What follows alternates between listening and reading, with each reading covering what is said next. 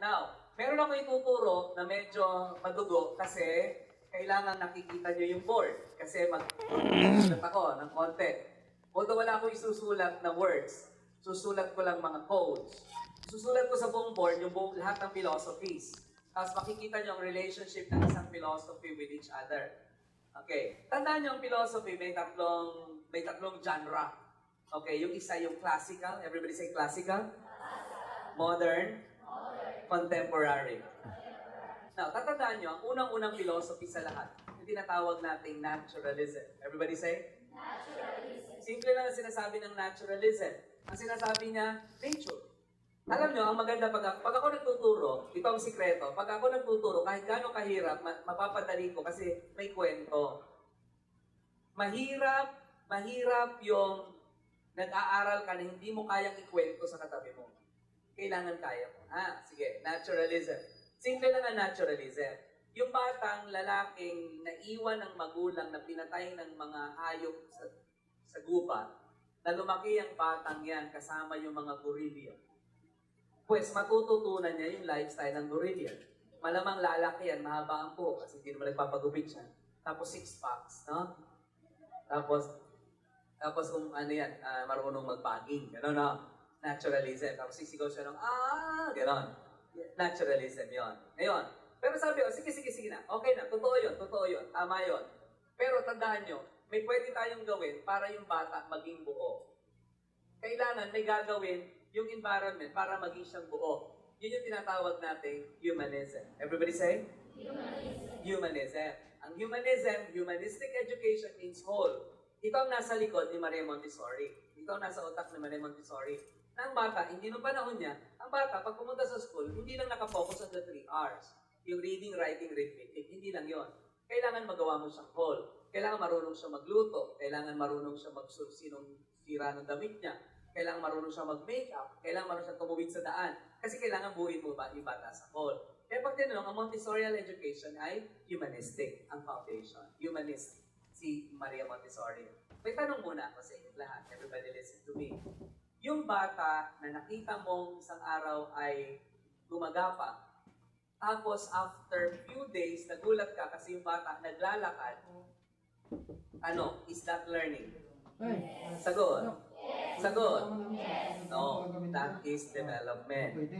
Yun ang pagkakaiba ng learning and development. Okay, makinig lang. Ganito.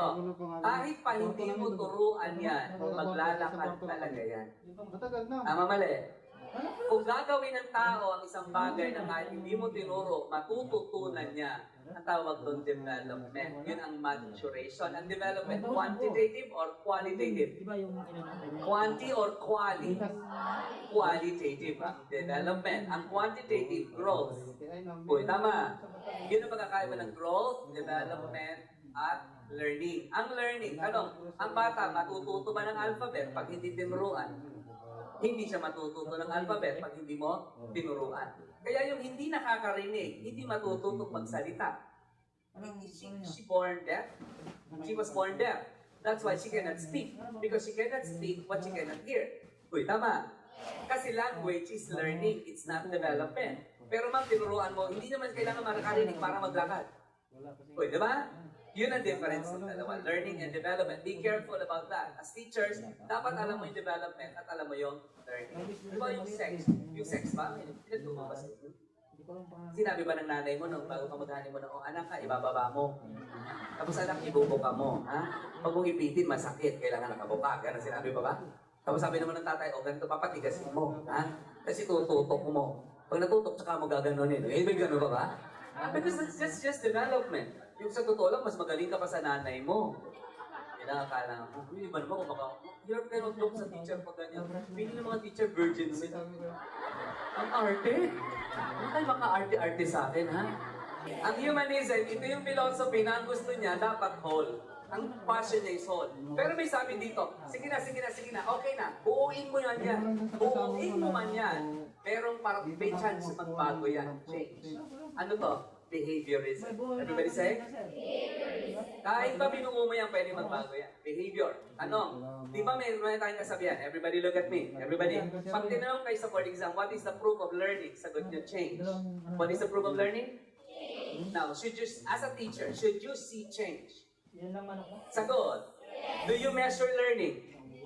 Tanong, ang teacher ba what is the proof of learning? Do you measure learning? Do you want to measure learning? Can you measure something you cannot see? No. You cannot see. You cannot measure what you cannot see. Uy, tama? Can you improve something you cannot measure? No. I cannot improve something I cannot measure. Uy, tama? Because I have to see improvement by the way I measure. Do teachers measure? Do teachers improve? Okay. Now, question. How do you establish objectives? Sagot, behavioral. Your objective should be behavioral. Everybody, your objective should be? Behavioral. Again, your objective should be? Behavioral. Can you see behavior? Yes. Can you see behavior? Yes. You can see behavior. Now, tanong, pag tinanong sa boarding, why should objectives be behavioral? Sagot, because behaviors are measurable. Uy, you want to measure. Uy, tama? And you cannot measure what you cannot see. Tama? Okay, pag tinanong sa board exam, how do you state behavior? Sagot, state objective, sagot, behavior. Paano? Behavioral. Bakit behavioral? Because behavior is something you can see. And therefore you can measure. Therefore you can improve. Uy, gets? Uy, gets? Okay, sabihin nyo kung tama o mali ang statement ng objective ko. The teacher will be able to enumerate. Tama, mali? Isahan mo na lang sa amin dalawa. Listen, the teacher will be able to enumerate the 12 regions with Zika virus. Yeah, sabi mo, the teacher will be able to enumerate 206 bombs. Bakit sabihin, hindi, imposible naman yung teacher yung 206 bombs. May problema ba sa objective na yun? The teacher will be able to demonstrate. Sagot. Sagot. Tama, mali. Tama, mali. Tama, mali? Mali. Bakit? Never magiging subject ang teacher. Uy, tama? Ang i-measure mo ba dito, teacher? Ang i-measure mo ba dito, student? Sino dapat ang subject matter ng objective? Okay, ayos. Uy, ayos. Gusto ko nagkakamali kayo para natututo. Mali yung the teacher will be able to. Dapat the learner. The student will be able to understand. Tama, mali? Tama, mali? Tama, mali? Can you see understanding? Can you measure understanding? You cannot measure. It's wrong. Doon ka sa kabila, sa kalakon. Gets? Tatanggalin naman nila. So, gets? The student will be able to imagine. Tama, mali? Uy, tama, mali? Tama, mali? Can you see imagination? Follow. Okay? So, kailangan behavioral ang objective. Bakit? Behaviors nakikita. Alright. Nagbabago. Pwede mong mabago. Okay, what is the proof of learning? Change. How do you state objectives in? Sino dapat ang subject matter? Learner. The students. Okay, next. Sabi dito. Now, sa behavior, huwag nyo kakalimutan. May mga iba't ibang philosophers na pumasok dito. Ang isang pumasok dito ay si Pavlov. Sino pumasok? Classical conditioning. Ano daw? Classical conditioning. Tandaan nyo, ang classical conditioning may kinalaman sa environment. Saan may kinalaman? Environment. Sino pinag-usapan natin? Anong conditioning? It's all about environment. Bakit yung bata umiiyak pag pumapasok sa classroom? Kasi may trauma sa classroom. Environment. It's the environment. So you want to help learning, make sure that the environment is conducive to learning. Okay, pumasok sunod dito, ang naging refugee niya si Skinner. Sino daw? Skinner. Operant conditioning. Ano daw? Operant conditioning. May kinalaman sa reinforcement. May kinalaman sa? Reinforcement. Sino to?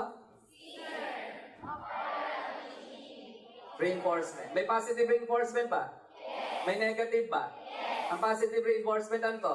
Reward. Everybody ano? Reward. Ang negative reinforcement? Punishment. Reward strengthens the behavior. Everybody reward? Reward strengthens the behavior, while punishment weakens the behavior. Is that clear? Yes. So is that clear? Yes. Anong mas magandang reward? Yung biglaan or konti-konti? Konti-konti. Okay, mas maganda yung tipo, pag nakaipon ka ng 10 star, bibigyan kita nito. Kesa bibigyan kita nito pag nakakuha ka ng, pag nagawa mo to. So kaya mas maganda yung naiipon, consistency of that behavior. Okay? Sino nga yung P? Sino yung P? Si ano yung ito? Ano to? Ano to? Ano to? Reinforcement. Positive is, it will strengthen. Negative is, it will weaken. Okay, tapos pumasok si Bandura. Sino pumasok? Si Bandura ay social learning. Ano siya? Social learning. May kinalaman sa modeling. Everybody may kinalaman sa? Modeling. Sino pinag-usapan natin? Bandura. Ano to? Social learning. Ano to? Okay, sa modeling. Pag-usapan natin si Bandura, pag-usapan natin ang kwento ni Badong. Kwento ni?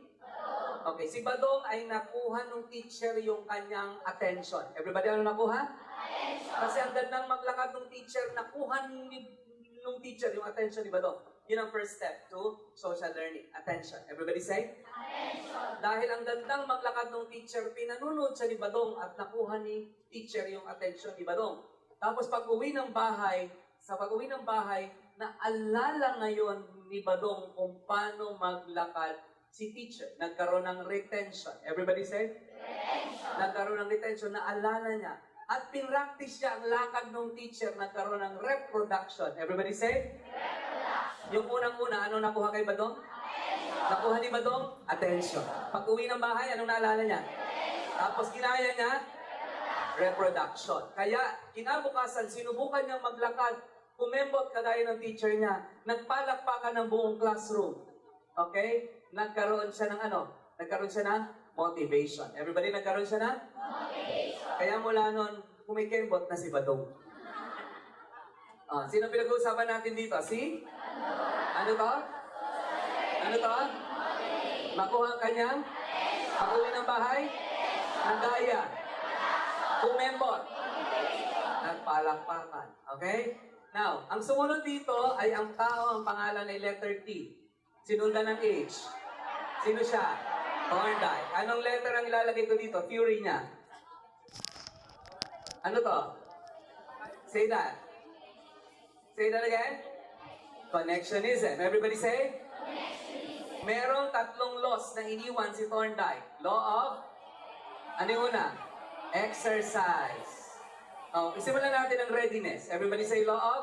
Readiness. Exercise. Tapos, effect. Everybody say? Readiness, exercise, effect. Ang teacher ba nagbibigay ng diagnostic exam? Yes. Para malaman ang weakness. Para malaman kung ready. Uy, tama? Yes. Okay, ang teacher ba nagdi-drill?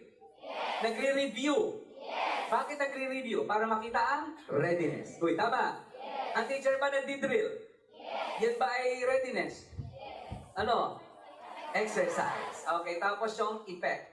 Uy, tama? Okay, pero meron pa si Thorndike. Actually, meron pa siyang naiwan na 4 na hindi masyadong kilala na pwedeng itanong sa board. Yung 4 na naiwan pa sa kanya. Ang una dito, ang natatandaan, yung pinaka-importante natatandaan mo, yung unang-una, yung tinatawag na law of primacy. Everybody say, law of? Primacy. Law of? Primacy. Kung ano yung una, yun ang naalala mo. Kita mo, hindi mo makakalimutan ang unang love mo. Diba? Yung unang sex mo, hindi makakalimutan yun. Diba? O, yung iba natawa kasi naalala ka, ang lousy ko. Hindi ko binuka. Yan. Ayun. So, tapos, ang hindi mo makakalimutan sa araw ng board exam, yung natutunan mo sa final coaching. Kasi yung law of recency. Everybody say law of? Recency. Law of? Recency. Yung huli mong natutunan, hindi mo siya makakalimutan. Uy, kaya sinasabi ko sa inyo, final coaching, napaka-critical sa atin. Doon namin binibigay lahat ng pwede namin ibigay. So, magkikita tayo sa una at sa dulo. So, next. Bakit ang naaalala mong teacher yung mga bongga, yung mga matitindi ang effect sa'yo? Kasi may tinatawag tayong law of impact. Okay, law of impact. Okay, ano yung impact sa bata nung learning na yon? Hindi mo makakalimutan yon. Tapos, bakit ngayon ang bilis-bilis mo matuto? Tinuro naman sa inyo ito dati, pero hindi nyo natutunan. Pero ngayon, galing-galing mo matuto. Kasi ngayon, ang tinitingnan mo requirement. It is now a requirement. Law of requirement. Mas madali mong matutunan ang isang bagay kung siya ay isang requirement. Sabi ng mamaya ko, uy, pakinggan nyo po. Mas mahalaga yung naiintindihan nyo bago ito. Sige, pag-aralan natin. Sabi natin, man is part of nature and therefore can learn from nature. Ano yun? Pero kailangan may gawin ang barrel para maging whole. Pero kahit paano gawin mo buo, siya ay pwedeng magkaroon ng change. Behaviorism. Sino yung P? Ano to? Ano yung E? Ano tong S? Ito. Reinforcement. Positive is? Negative is? Ano yung B? SL? Ano to? Ang kwento ni? Nakuha ang kanyang? Tapos? Sino to? Thorndike. Connectionism. Ano yung R? Ha? Readiness. Exercise. Effect. Pinakang una. Pinakang huli. Pinakang magandang impact. Impact. Tapos bakit magaling matuto? Required. Okay. Meron ngayong, may mga pinanganak na classical theories. Ang isa doon yung idealism. Everybody say? Idealism. Ang idealism basta siya ay nasa thoughts. Pag yung isang bagay nasa thoughts ko, it exists. It exists because it's in my thought. Ang sagot naman ng isa, hello, kung hindi yan nakikita ng senses ko, never mind. Okay, ito si realism. Everybody say? Realism. Si realism. Sabi ng isa, pag nasa isip ko yung chair, ano yan? It exists.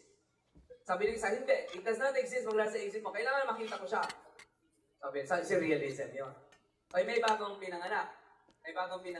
Sabi ng isa, sige, aber, ipakita mo yung chair na yan sa taong hindi pa nakakakita ng chair. Malamang gawin niyang hikaw yan. O gawin niyang decoration yan. Kasi wala yan sa nasa isip mo at wala yan sa nakikita mo, nandun yan sa nagagamit mo or napapractice mo. Use or practice, yun yung pragmatism. Everybody say? Pragmatism. Say that again. Pragmatism. Okay, now, ganito yan. Naalala niyo yung si Ariel. Yung sa, ano nga ba yun? Mermaid, si Mermaid. Tapos may kinakanta siya. Anong kinanta niya sa ilalim ng dagat na part of your world, di ba? People who are people. Tapos nakakita siya ng tididor. Ginamit niya sa supply. Diba? So, hindi kasi yun nakikita mo, nahawakan mo, o nasa isip mo, alam mo ba siyang gamitin? Yun yung pragmatism.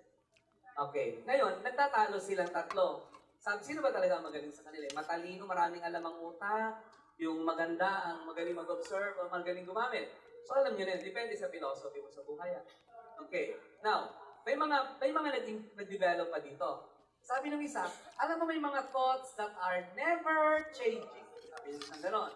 Na dapat ang teacher, tuturo yan. Kasi alam mo, si Magellan, kahit pa next generation, Magellan pa rin yan. So dapat lahat ng Pilipino alam yung Magellan.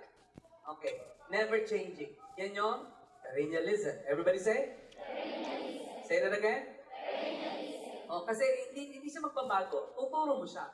Kasi hindi siya magbabago. Siguraduhin mo sa teacher na meron yung bata niya because it's never changing. Okay. Tapos sabi naman ng isa, sige na, never changing. Pero ako, I want to focus on the basic. Okay. Si basic, sino siya? Essentialism. Sino siya? Basic, the essentials. Alam niyo sa review, makinig kayo sa akin. Sa review, importante, alam mo yung basic, alam mo ang essential. Ang pagre-review, hindi patalinuhan, hindi paramihan ng notes, hindi pakabala ng reviewer. Ang sisiguraduhin ko sa inyo, ang laman ng libro ng CBRC, maliliit man yan. Ang laman yan, yung kailangan nyong malaman for the boards. Yung Prof. Ed, yung Gen Ed, yung Yellow Book, yun lang ang laman. Ako kaya kong tapusin ang Prof. Ed ng one day. Bakit? I will focus on the essentials. Okay, kasi alam ko, hindi man lahat ang dito magaling ang board. Pero sigurado ako, 90% ang itatanong sa board, masasabi ko today. Bakit? I am an essentialist.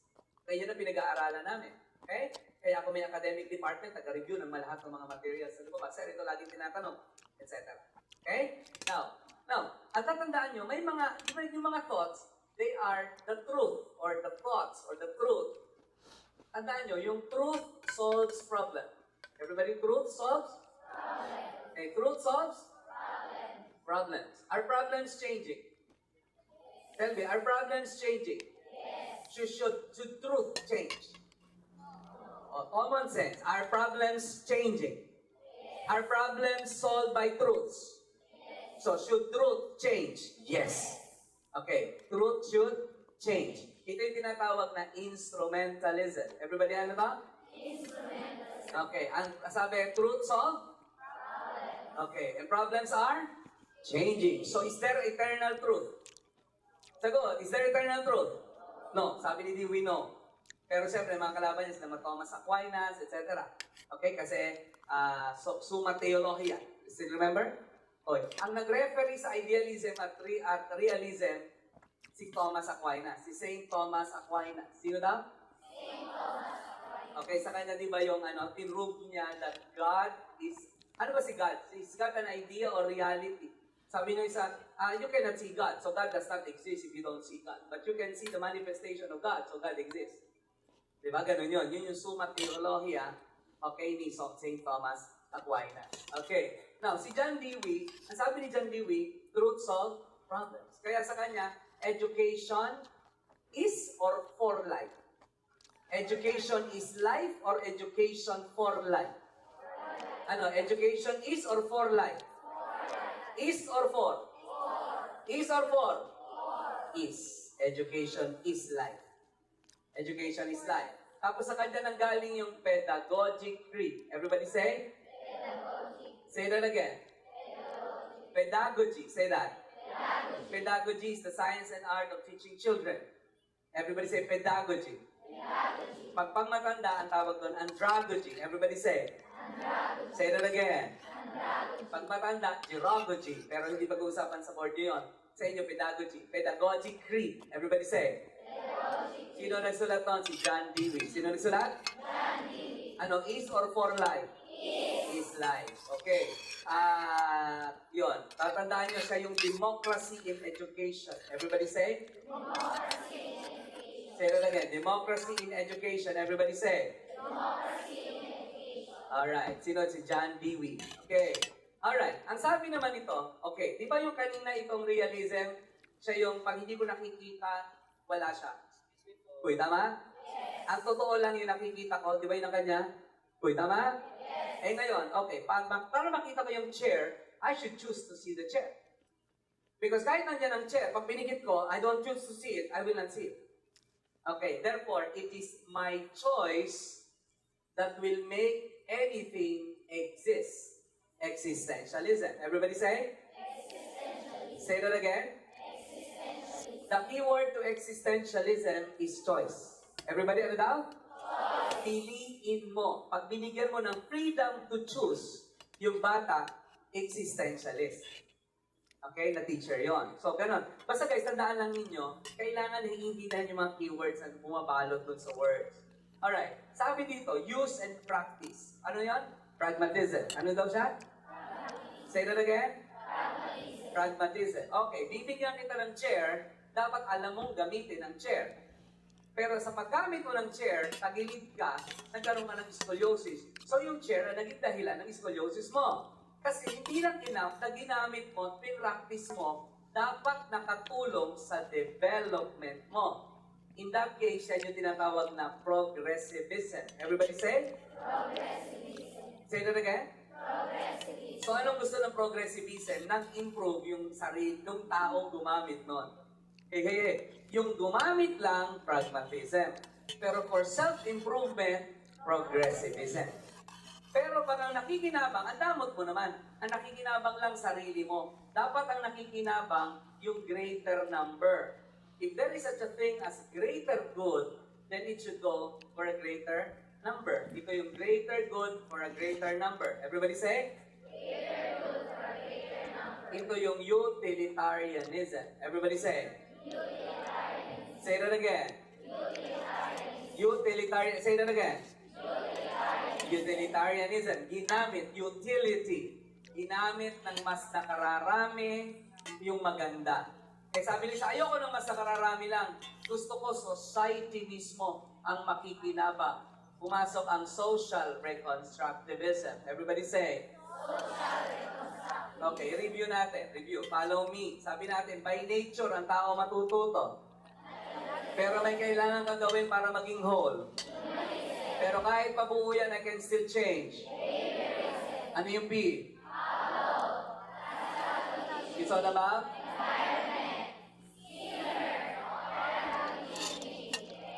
Pag positive? Negative? Sino to? Ano to? Okay, si kwento ni? Ano yon? Okay, tapos sino yung T? Ano yon? Ano yung tatlong law? Readiness, exercise, effect. May pinahabol. Ang unang-una. Pinakang huli. Pinakang bongga. Tapos, requirement. May magkaaway. Sino? Si idealism and realism. Ang sabi ni idealism pag siya'y nasa thought. Sabi naman ni realism, senses. Merong referee. Sinong referee?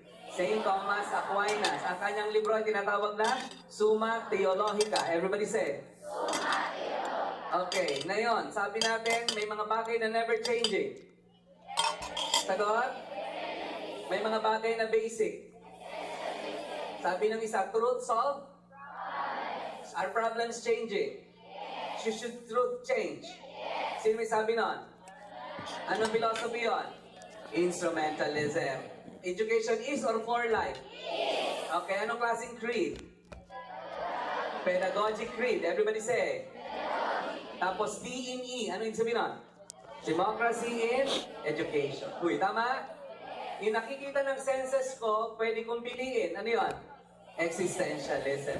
Ay, ang referee nilang dalawa, sabi, hindi kailangan marunong gamitin o i-practice. Ano yun? Pragmatism. Para makatulong sa pag-unlad ng tao.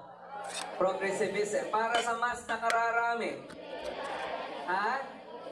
Para sa society. Social reconstructivism. Ayos ba tayo dyan? Ayos ba tayo dyan? Okay. O sige, close your eyes. Everybody close your eyes. Ang magmulat dyan ang huli mong paningin. Yan ang huli mong paningin. Okay. By nature, ang tao pwedeng matuto. O, naalala niyo pa ang difference ng learning and development? Naalala niyo pa? Anong ginamit ko? Yung bata, dating gumagapag, biglang ano yon? Kasi hindi kailangan ituro. Tama? Nature, by nature, matututunan niyo yon. Pero kailangan maging whole. Ano yon? Pero kahit pa buo, pwedeng magbago. Ha? Sino yung P? Ano yung kay Pablo? Ano yung classical conditioning? Sino yung S? Ano yung S? Ano yung O? May kinalaman sa? Ang reinforcement ay pwedeng? Negative. Pag positive, ano yun? Pag negative? Sino nagwi-weaken? Sino yung B? Ano yung kay Bandura? Anong letter? Okay, kwento ni? Ano yung una? Sunod. Sunod. Tapos? Ay, sino yung P?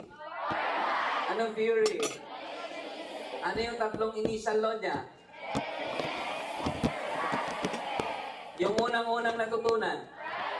Pinakang huli. Pinakang bongga. Tapos, pag hindi ko nakikita, it does not exist. Never changing. Never changing. Basic like the 3 R's. Truth solve. Problems are. Therefore, truth should. Anong philosophy yun? Kanino yon? Is or for life? Anong creed? Tapos D, democracy in education. Pero kailangan kong makita, ano yon? Okay, sino ang referee ng realism at idealism? Okay, pero yung nakikita ko, kailangan kong piliin by choice. Ano yon? Okay, pero kailangan magamit ko at ma-practice ko para sa personal development ko. For the greater good of greater number. Ano? For the society. Okay, now, everybody, open your eyes. Palakpakan yung sarili nyo. Okay. Isang sem yung pinag-aralan, nagkandaleche-leche kayo. Isang board lang pala ang katapat dito. Any question, i-refer nyo lang dito, makukuha nyo siya ng tama. O, kita nyo. Anong nakasulat dito? Sabihin niyo yung word.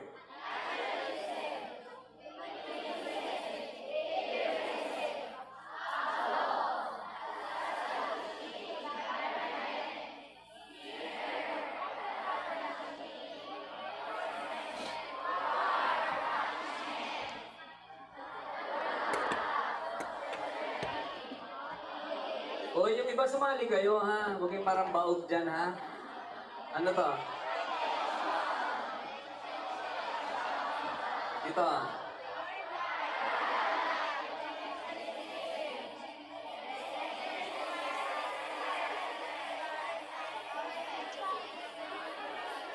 Okay, ano ang sulat dito? Ano? Oh.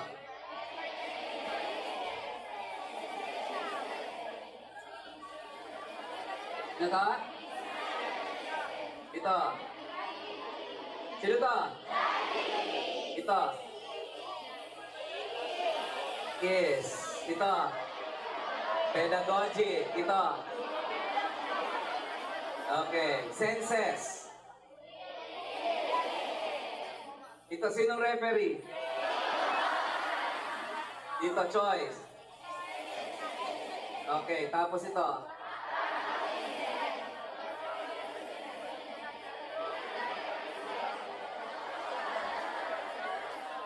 Okay. So huwag nyo nang kopyahin kasi ang gagawin ko, ipopost ko sa wall ko sa Facebook, doon yun lang i-download. May lalagay ko na lang to, ha, para doon. Tapos, ano lang technology, use technology, no? Para mamaya kayo mag-recall. Ipopost ko to. Ayan. Tapos doon na kayo magtanungan, no? Okay? Pero, ayan. Pwede nyo na picture kung gusto nyo picture. Bahala kayo sa buhay nyo.